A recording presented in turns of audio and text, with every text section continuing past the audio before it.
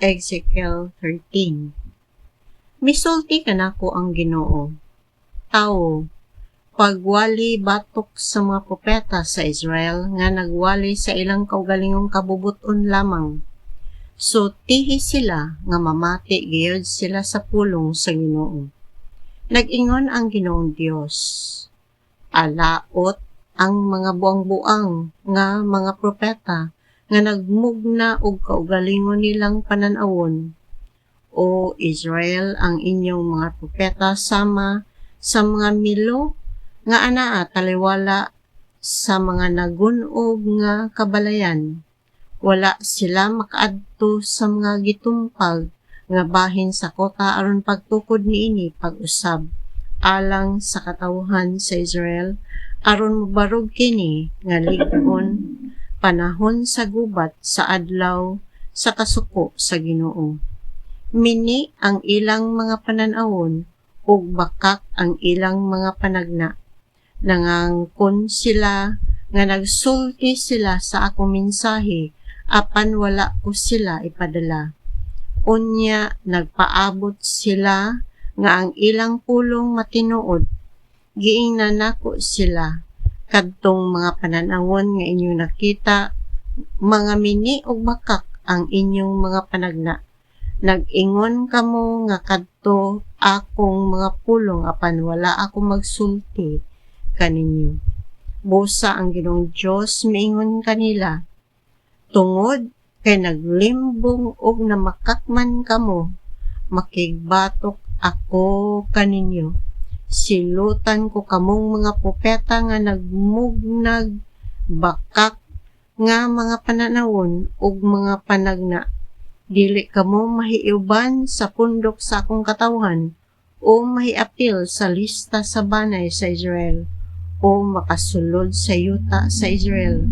Unya masayod kamo nga ako mao ang Ginoong Dios. Gipasalaag sa mga mini nga mga propeta ang akong katawhan pinaagi sa pag-ingon. Kalinaw, bisag walay kalinaw. Sa dihang nagtukod ang katawhan og kota, gibulit kini sa maong mga propeta sa minasa nga lasaw kaayo. Busa ingna katong nagbulit niini og minasa nga lasaw kaayo nga matumpag kini. Magpaulan ako kusog ug muulan ug dagkong yelo ug moabot ang bagyo. Matumpag ang kota ug sudyaan kamo sa mga tao.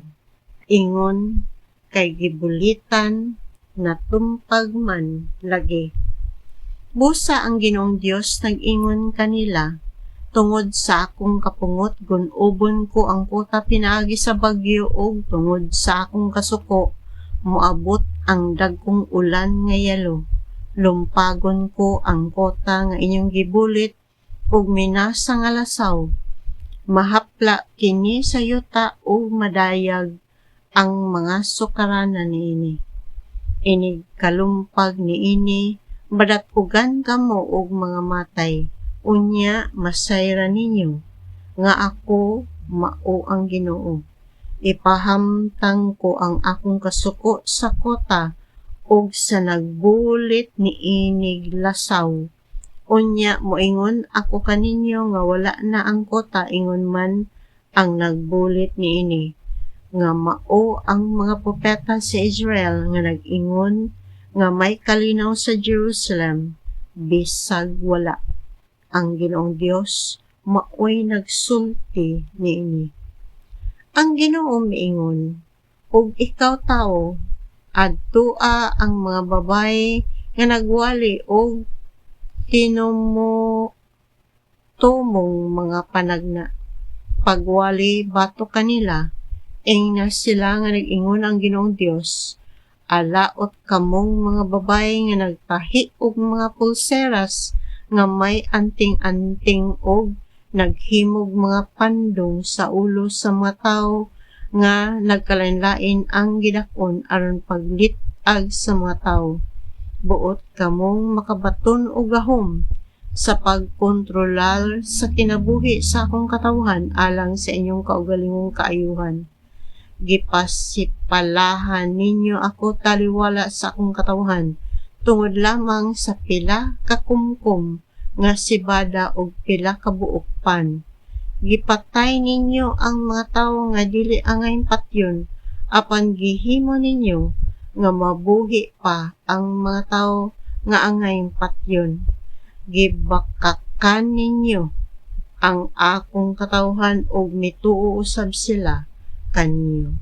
Busa miingon ang Ginoong Dios, supak ako sa inyong mga anting-anting nga inyong gigamit sa paglit-ag sa mga tawo.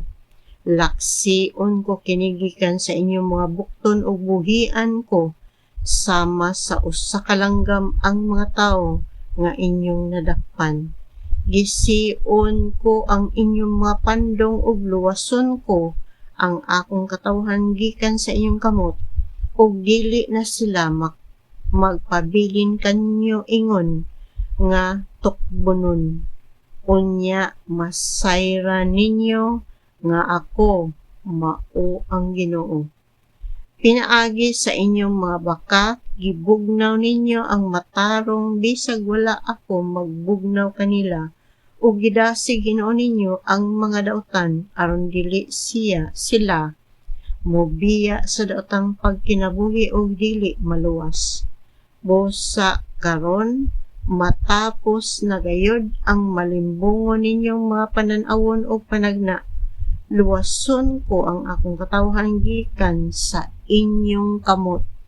Unya masayra ninyo nga ako mao ang Ginoo.